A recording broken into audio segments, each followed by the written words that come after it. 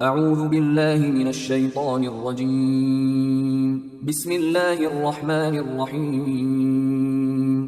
سورہ حامیم سجدہ، آیات نمبر 37 تا 46 میں زمین و آسمان میں اللہ کی قدرت کی نشانیوں کے حوالے سے اللہ کی توحید کی دلیل، قرآن میں تحریف کرنے والوں کو سخت الفاظ میں انتباہ، قرآن کے منکرین کے ایک اعتراض کا جواب۔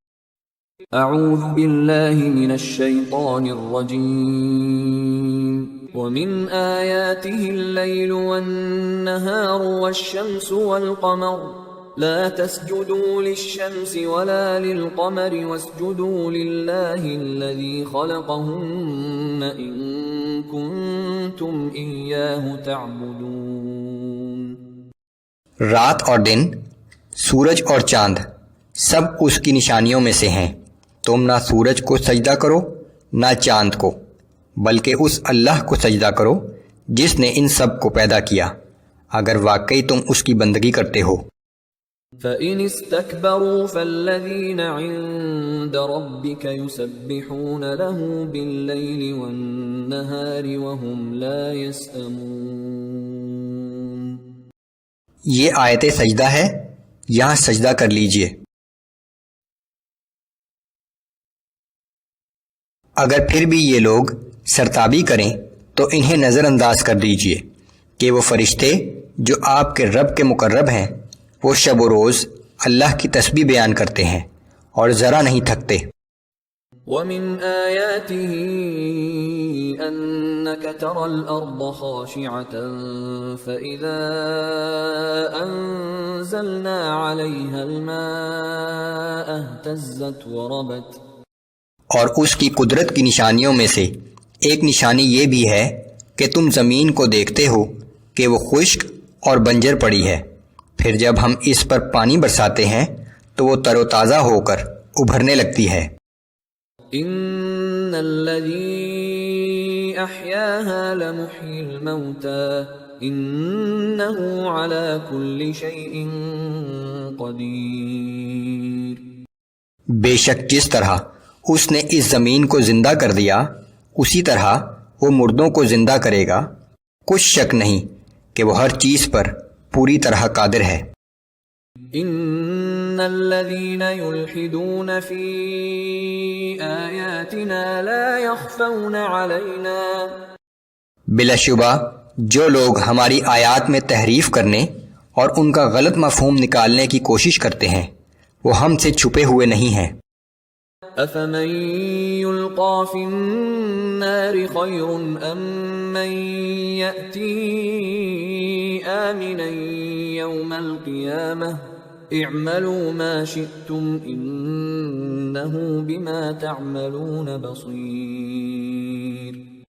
بھلا وہ شخص بہتر ہے جو آگ میں ڈالا جائے گا، یا وہ بہتر ہے جو قیامت کے دن بے خوف و مامون ہو کر حاضر ہوگا؟ تم جو چاہو کرتے رہو، یقیناً وہ تمہارے سارے اعمال کو خوب دیکھ رہا ہے۔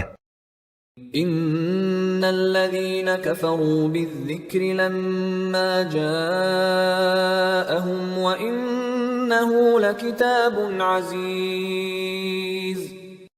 بے شک یہ وہ لوگ ہیں کہ جب ان کے پاس قرآن کی شکل میں نصیحت آئی تو انہوں نے اسے ماننے سے انکار کر دیا، حالانکہ یہ ایک بڑی بابقت اور عزت و حرمت والی کتاب ہے۔ لا يأتيه الباطل من بين يديه ولا من خلفه تنزيل من حكيم حميد۔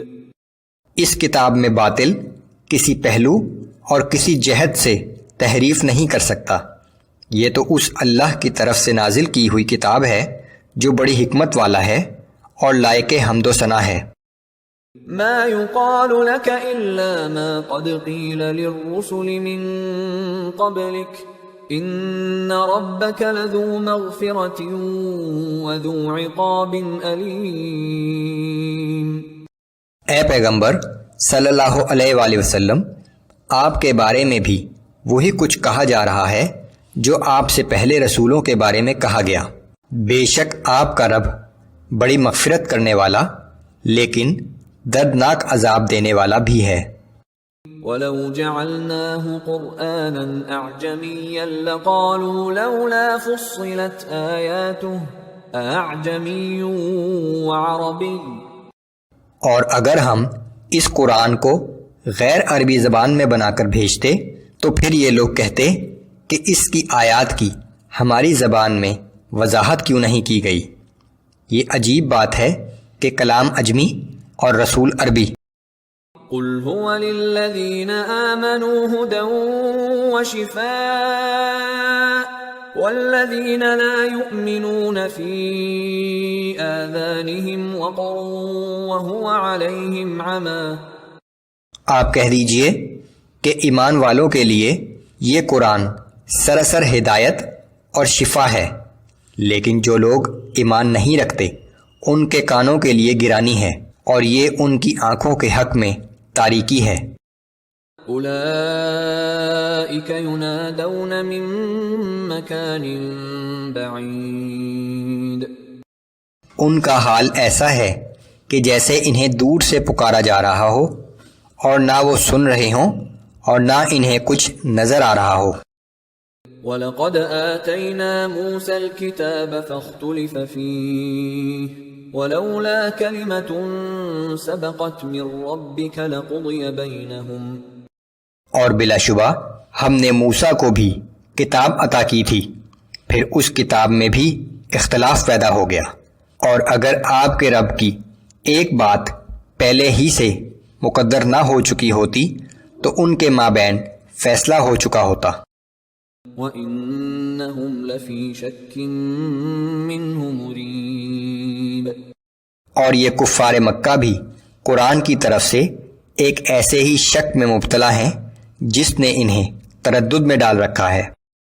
من عمل صالحا فلنفسه ومن اساء فعليها وما ربك بظلام للعبید۔